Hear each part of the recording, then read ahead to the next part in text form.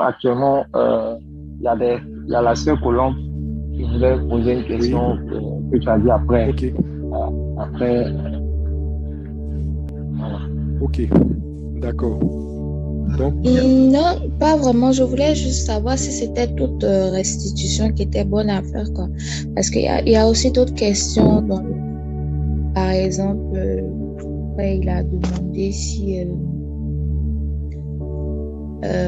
et le cas où une personne a dérobé de telle sorte que il ne peut pas rembourser. Genre, il n'est pas en mesure de rembourser ce qu'il a volé. je crois que je viens d'expliquer ça tout à l'heure. C'est ça, non? Donc, c'est clair? Je viens d'expliquer, non? Si tu n'es pas dans les capacités matérielles de pouvoir restituer ce que tu as pris, tu entreprends quand même une démarche vis-à-vis de la personne qui a été spoliée. Tu l'exprimes ton repentir et puis vous allez convenir de ce qui sera arrêté selon que Dieu va conduire les choses. La personne peut accepter, par exemple, de te concéder ça. Comme la personne peut estimer qu'elle souhaiterait quand même être dédommagée, mais peut-être de telle manière qui est dans tes possibilités. En ce moment, vous convenez de quelque chose, tu le feras. C'est bon, mais il faut entreprendre la démarche vis-à-vis de la personne, c'est important. À moins que la personne ne soit plus, en ce moment-là, ça va rester maintenant toi et le Seigneur. Tu vois, ça va rester en toi et le Seigneur. Mais si la personne est, il est essentiel que tu entreprennes une démarche vis-à-vis de la personne. Si la personne est là, tu as accès à la personne. Parce que ce que tu as fait à la personne, vous savez ce qu'on fait aux gens. Nous, on peut dire que le temps est passé. Et puis bon, le temps est passé, c'est rien. Mais ce n'est pas rien pour les gens, pour ceux qu'on a spoliés ou dépossédés de leurs biens. Il vaut mieux pour nous retourner vers eux, nous accorder avec eux pour ne pas que ce soit demain devant le tribunal de Dieu que le dossier ressorte.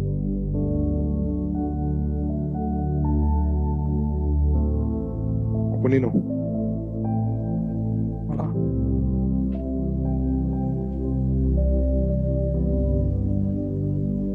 Homme de Dieu. Est-ce que pendant... Oui, oui, Bon, par rapport aux questions, d'abord, merci pour la réponse tout à l'heure. Mais par ok, rapport aux questions, j'aimerais que les frères ce soient plus, plus explicites. C'est-à-dire que si c'est quelque chose qui vous concerne, nous sommes devant le Seigneur, vous voyez, nous sommes devant le Seigneur. Si c'est des choses qui vous concernent, je veux que si vous posez des questions, si c'est des choses qui vous concernent, il faut que les choses soient bien dites pour qu'on puisse mieux réellement aider. Voilà. C'est le Seigneur qui nous sanctifie et il nous sanctifie par sa parole. Voilà. Si nous sommes passés, c'est vrai que la restitution, c'est une affaire de repentance, conversion. Et aujourd'hui, peut-être que ça fait 2 ans, 3 ans, 5 ans même que tu es dans la foi. Et que peut-être que, voilà, on a parlé de changement et toi, tu es arrivé aujourd'hui, bon, peut-être que tu es mature, mais tu te rends compte qu'aujourd'hui, le Saint-Esprit, par cette prédication, vient de te rappeler quelque chose. Donc, je veux que les frères et sœurs soient vraiment plus vrais. Voilà, si c'est quelque chose qui te concerne directement, voilà. Comme dernièrement, quand on a eu les réunions, il y a la sœur Rita, il y a la sœur Cathy qui ont donné leur témoignage qui les concerne directement. Voilà, il n'y a pas de honte là-dedans. Il faudrait qu'on soit vraiment, voilà, c'est une classe de disciples du Seigneur Jésus. Voilà, et il faudrait qu'on soit vraiment, parce que si dans les cas de restitution, moi j'ai des frères, j'ai des frères réellement qui ne savaient pas certaines choses, mais dans la restitution, ils ont été vraiment pratiques et le Seigneur les a aidés. Voilà, le Seigneur les a aidés. Donc, si les frères peuvent être vraiment vrais, voilà, si c'est des choses qui vous concernent, c'est le Seigneur qui vous donnera la force. Voilà, par exemple, il y avait le cas du frère Sidibé, je ne sais pas s'il est connecté, mais le frère Sidibé qui conduit les voitures. Voilà, il conduit les voitures, il fait aussi les taxis et autres. Et donc, il y avait des années où il n'avait pas payé les taxes là. Voilà.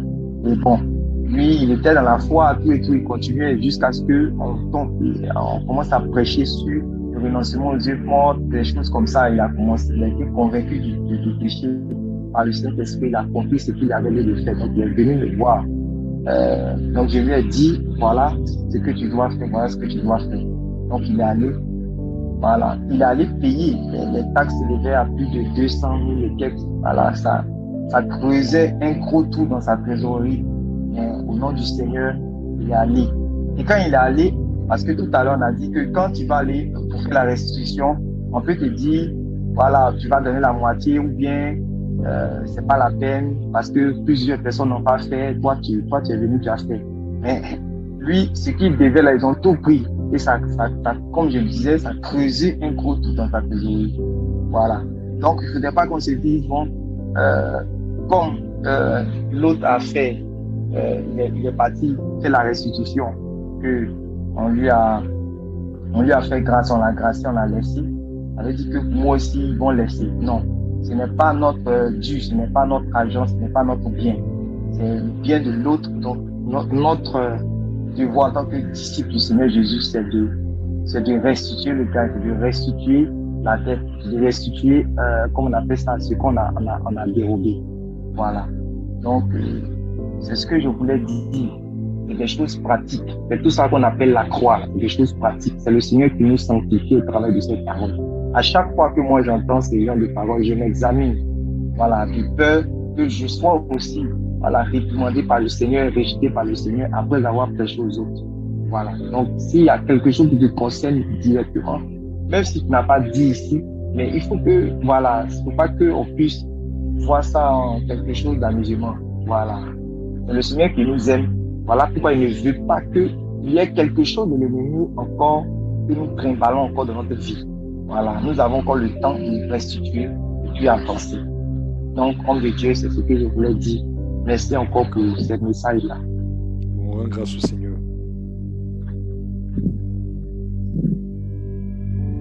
Oui, la sœur Nkana, tu avais voulu poser une question pendant le développement.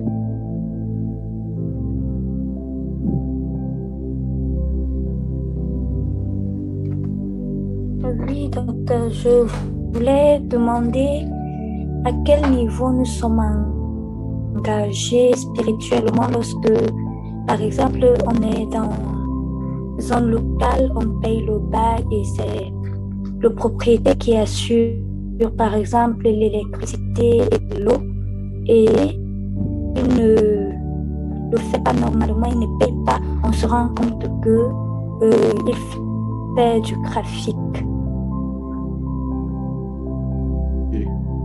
Ça dit que vous êtes dans un local, vous louez un local par exemple, et puis c'est le propriétaire qui est... Attends, je veux voir si j'ai bien compris. Hein. Ça dit l'adduction d'eau et puis d'électricité, le propriétaire a fait des branchements illicites, c'est ça? C'est ça que tu es en train d'expliquer? C'est ça? Effectivement. Okay.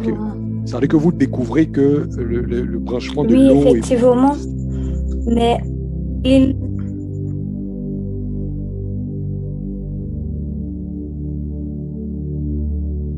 Je n'entends pas.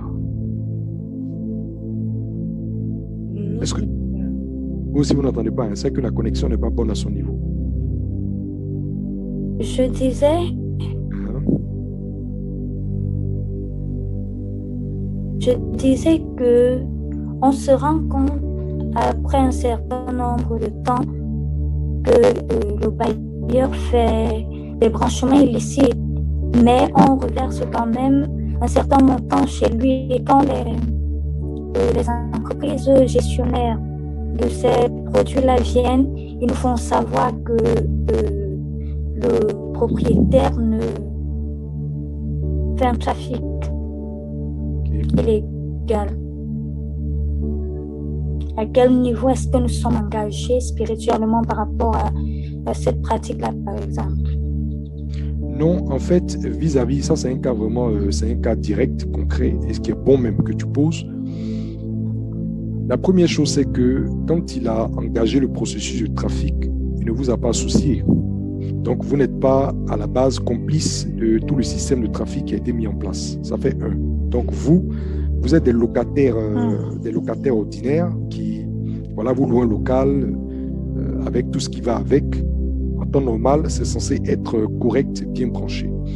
Maintenant, quand les gens de la société, par exemple, d'eau ou d'électricité vont venir vous dire que le local dans lequel vous êtes, par exemple, a un compteur qui a été tronqué, que vous avez par exemple un branchement d'adduction d'eau qui est mauvais, etc.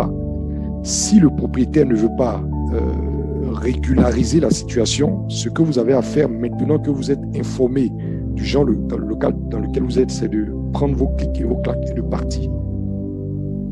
S'il ne veut pas régulariser les choses, vous partez. Mais si vous aviez exploité le local dans l'ignorance du trafic qu'il faisait, vous n'êtes pas comptable de ce qu'il a fait. Vous n'êtes pas comptable.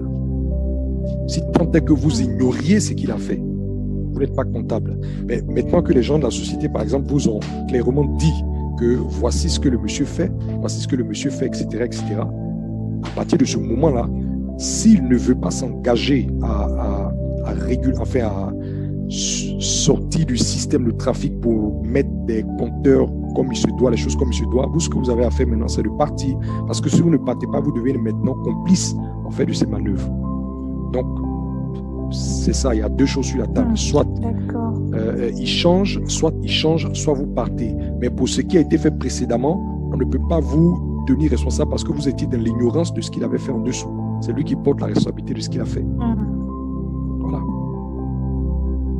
Mais pendant plus d'un an, il nous fait comprendre qu'il est en cours de régularisation. Mais chaque fois que les entreprises concernées viennent et continuent à se plaindre. Donc vous cherchez à partir parce que vous comprenez qu'il n'a pas l'intention. Apparemment, il n'a pas l'intention parce que s'il avait ouvert un dossier, parce que la volonté de régulariser commence par un dossier clair qu'il va ouvrir là-bas. Donc, ils vont savoir qu'il a enregistré, par exemple, à tel numéro, qu'il est engagé dans la procédure, par exemple, de prendre un compteur, etc. Mais si depuis un an, on vient toujours vous dire que c'est du faux, à partir de ce moment-là, vous comprenez que l'individu n'est certainement pas engagé dans une procédure de régularisation quelconque. Donc, vous commencez à faire vos bagages pour partir. Voilà. D'accord. Parce qu'à un moment donné, les entreprises vont commencer, vous, à vous indexer. Parce que vous allez paraître devant elles comme complices. Parce que vous savez tout, mais vous demeurez, donc vous lui prêtez main forte. Vous voyez, non? Il ne faut pas que le monsieur vous maintienne dans une fraude. Si lui, il a choisi de frauder, c'est son choix. Mais qui ne vous associe pas à sa fraude de force. Oui, non. Donc, si vous voyez que vraiment il y a la mauvaise foi de bout en bout, que le monsieur n'est pas prêt à changer les choses, n'allez pas rester aussi dans des années avec. Parce que maintenant, votre conscience à vous ne sera plus pure. Parce que maintenant que vous allez utiliser ces services-là, vous allez les utiliser avec la conscience d'être dans quelque chose de frauduleux. Donc, votre conscience vous-même ne sera plus pure. Oui, non. Donc, ça veut dire qu'à partir de ce moment-là, commencez maintenant à vous organiser pour, si c'est une maison, par exemple, à déménager. Si c'est un endroit, par exemple, pour le culte, commencez à chercher. Vous n'avez pas de choix puisque le monsieur veut persister dans la fraude. Donc, vous allez commencer à chercher autre chose pour partir. Voilà. Maintenant, si vous estimez que vous-même avez la possibilité peut-être d'entreprendre des démarches vous-même avec les entreprises concernées pour régulariser les branchements parce que peut-être que ça coûte quelque chose que le monsieur n'a pas envie de payer. Parce que comment ça se passe? C'est vous qui payez les factures, non? C'est vous qui payez les factures. Nous payons les factures parce que c'est le bailleur qui a l'abonnement des compteurs. Oui, mais je dis vous payez les factures, non? Je n'aime pas le manque d'abonnement. Vous payez les factures, non? Mais vous ne payez pas de factures. Oui, nous les payons. C'est le bailleur qui est censé reverser à l'entreprise. Maintenant, il fixe le montant des factures sur quelle base? C'est ça. Ça veut dire qu'en fait, il ne vous présente pas de facture de la société, mais lui vous fixe par exemple des quotas à payer. C'est ça, non? Il vous fixe des quotas. Donc, il vient vous dire par exemple que vous devez payer par exemple 15 ou 20 000. Forfaitaires. Les Africains. Toi, tu... D'accord. Donc, quand c'est comme ça, il y a deux choses. Si toute la maison, par exemple, est à vous, si vous avez la possibilité d'engager une démarche avec la société d'électricité pour que vous-même vous payiez pour installer, parce que vous estimez que la maison peut-être vous arrange, vous ne voulez pas déménager, vous faites la démarche. Maintenant, si la démarche coûte trop cher pour vous ou que ce sera trop compliqué à faire, il vous reste l'autre choix, c'est de partir. L'autre choix, c'est de partir. Voilà. L'autre choix, c'est de partir. Parce que beaucoup de gens, et ça, c'est l'un des problèmes, c'est un vrai problème en Afrique. Beaucoup de gens sont dans ce genre de système-là. Beaucoup de gens sont dans ce genre de système. C'est-à-dire qu'on vous loue un endroit, et puis bon, on vous fait payer d'une manière un peu arbitraire, mais au fond, les gens, c'est les branchements parallèles. Donc, ce que vous payez là, il va reverser peut-être 15 ou 20% à ceux qui lui ont fait le branchement parallèle, et puis les 80%, ben, ils les empochent. C'est un business pour eux. C'est malheureux, mais bon, qu'est-ce que vous voulez? C'est ça aussi l'Afrique. Hein. C'est ça aussi l'Afrique. L'Afrique même est un piège pour ses enfants, même dans les choses les plus élémentaires. Donc, c'est ce que vous avez. Si vraiment le monsieur n'est pas prêt à changer, que les agents de la société vous reviennent toujours avec, ben, vous commencez à doucement à vous organiser et puis pouvoir partir. Qu'est-ce que vous voulez? Voilà. C'est ça aussi le continent sur lequel on vit.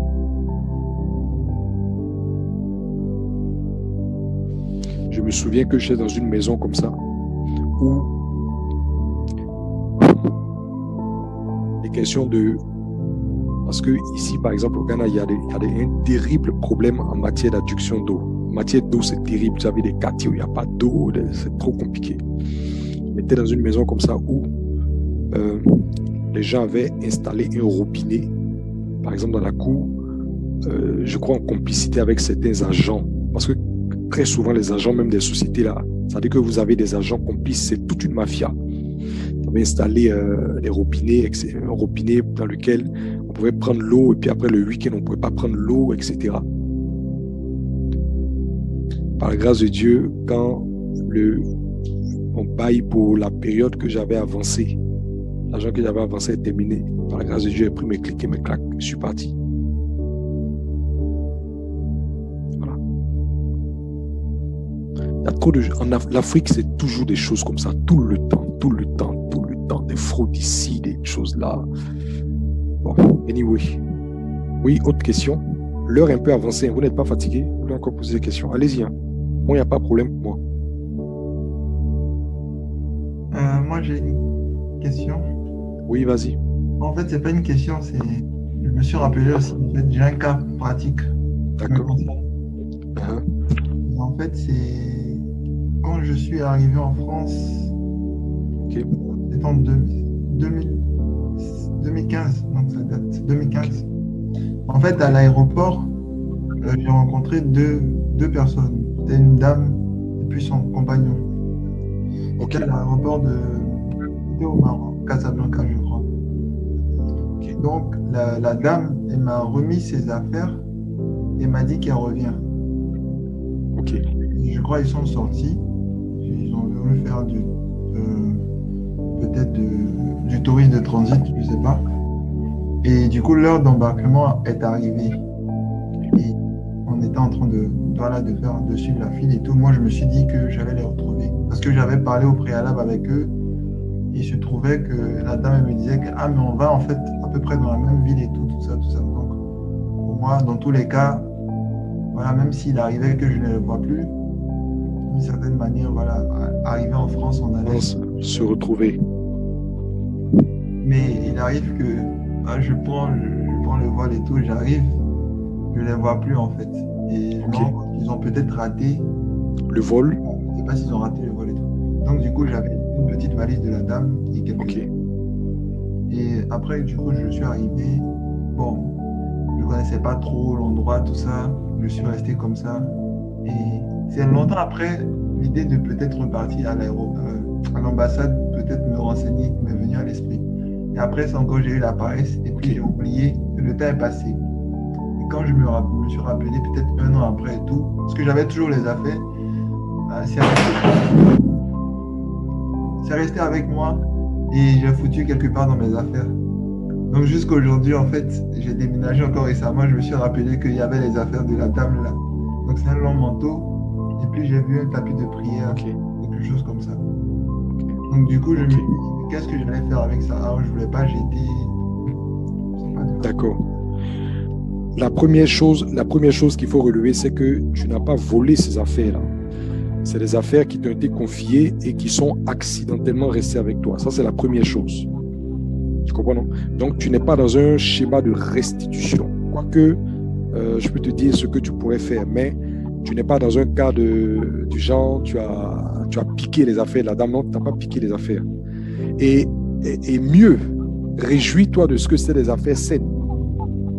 Et ne refais plus l'erreur sur un aéroport parce qu'on aurait pu te passer de la drogue. Tu comprends? Il y a des gens qui passent la drogue comme ça, des gens. Voilà. Donc, réjouis-toi de ce que c'était des affaires saines, mais la prochaine fois, ne prends pas le sac de qui que ce soit. Même si c'est un petit sac à main, ne le prends pas. Parce que les gens avec la mauvaise foi peuvent faire passer comme ça la drogue. Ça dit, ils te remettent leur colis. Si toi, tu arrives à passer avec eux, tu n'as pas eu de problème, arriver à destination, eux, ils récupèrent.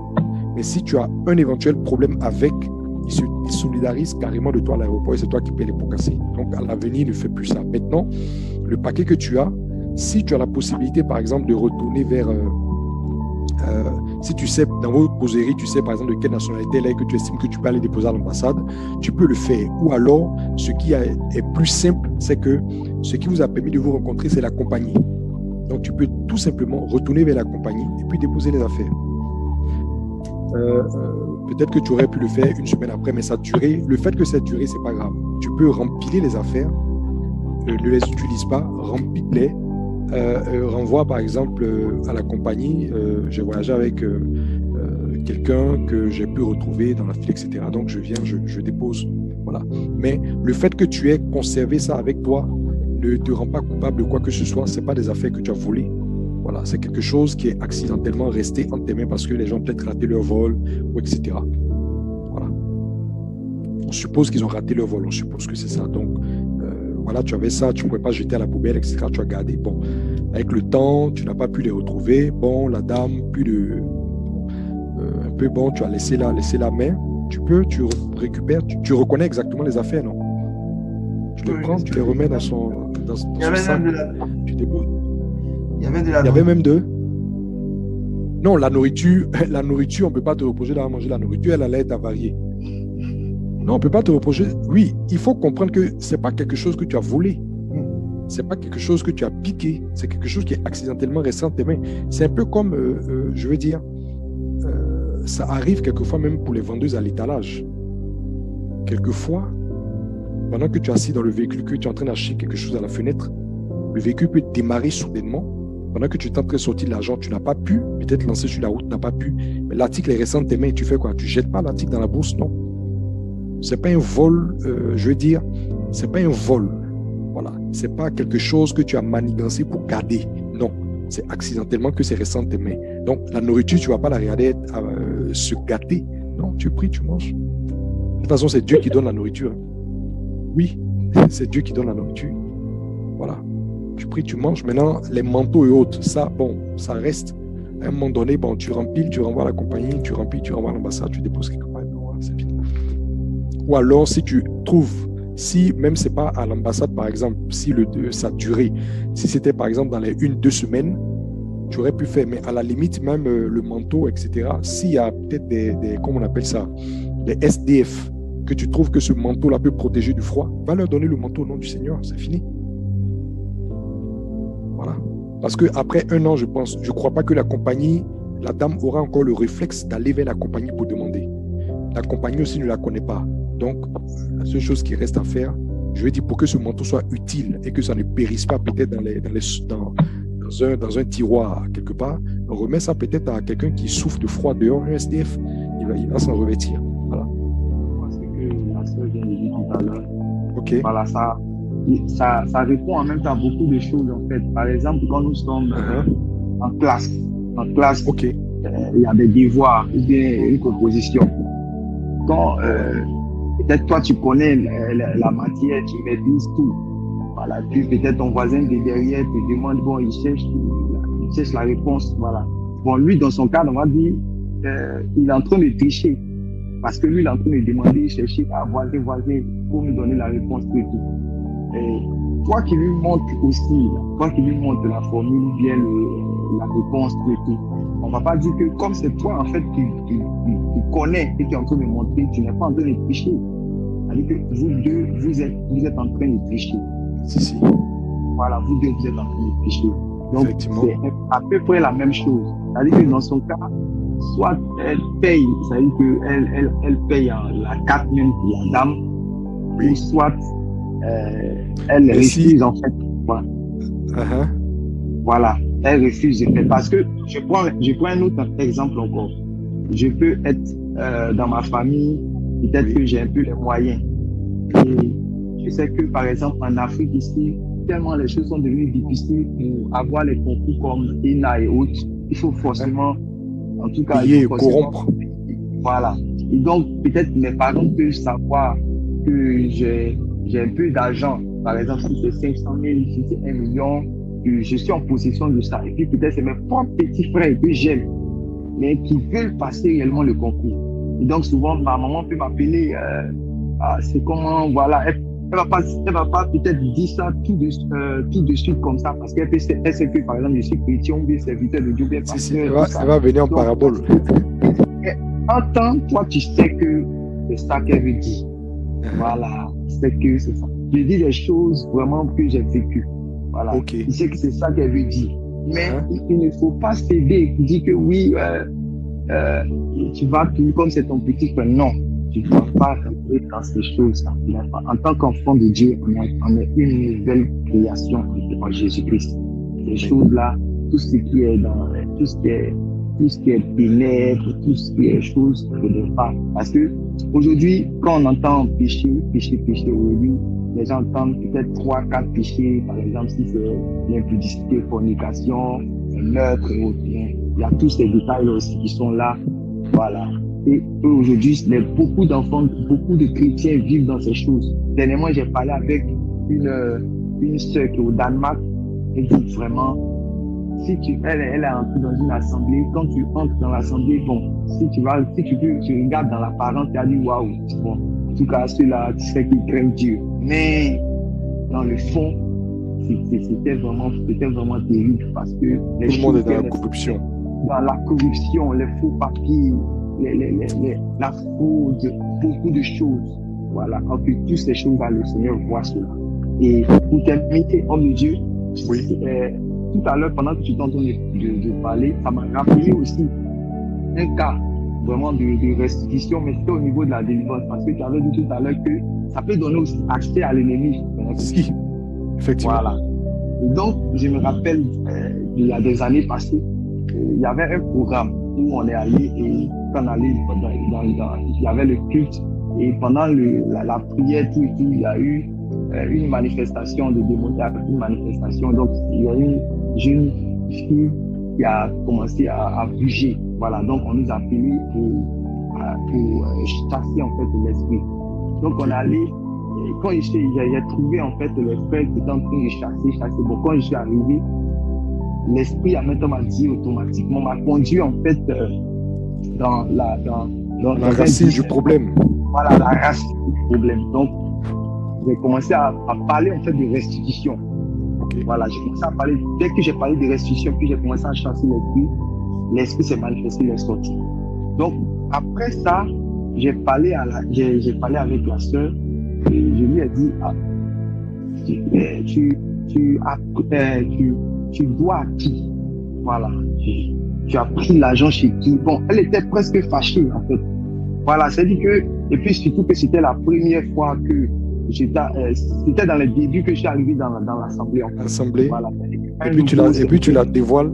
Puis tu la dévoiles comme ça. Donc voilà, elle a vu ça en bizarre, mais elle a négligé tout ça. Bon, ok, il n'y a pas de problème.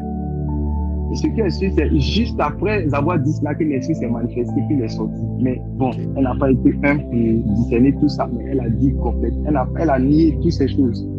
Donc, quelques jours après, en fait, j'ai appris qu'elle a commencé à me chercher. Elle a commencé à me chercher jusqu'à ce qu'elle me croise. Et c'est là maintenant, elle est venue dire que en fait, il y avait je crois que ça faisait 2 ans passés, elle était allée à Boaké, dans un marché, et quand elle allait faire les achats, elle a acheté les choses, et puis, en fait, elle devait donner l'argent à un boucher, comme ça, mais elle n'a pas donné, et puis elle est partie avec, donc lui, il n'a pas aimé ça, et donc c'est comme s'il a envoûté, en fait. Il a envoûté la personne. Et voilà. Donc, il n'a pas du tout aimé ça. Et donc, voilà. Donc, un jour, quelques jours après, le monsieur, en fait, l'a appelé. C'est le monsieur lui-même, en fait, qui avait son numéro. Voilà. Je ne sais pas, il y a eu quoi entre eux, mais le monsieur l'a appelé et puis l'a menacé. Donc, c'est qu'il a menacé pour lui dire, ah, tu as pris mon argent. Tu as pris mon argent, depuis là, tu ne m'as pas encore donné, tu as pris mon argent. Donc, elle était paniquée jusqu'à le téléphone même est tombé.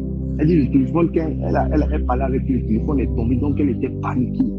Et puis, elle s'est rappelée maintenant et elle a fait un transfert d'argent. Et il a bien expliqué comment ça s'est passé. Donc, elle a fait transfert d'argent, puis elle a envoyé, elle a restitué en même temps. Et donc, c'est pour cela qu'elle est en train de me chercher maintenant. Elle dit qu'en réalité, ce que l'esprit avait dit, c'était ça. Ça m'a rappelé le cas dont tu parlais tout à l'heure, que ça peut donner accès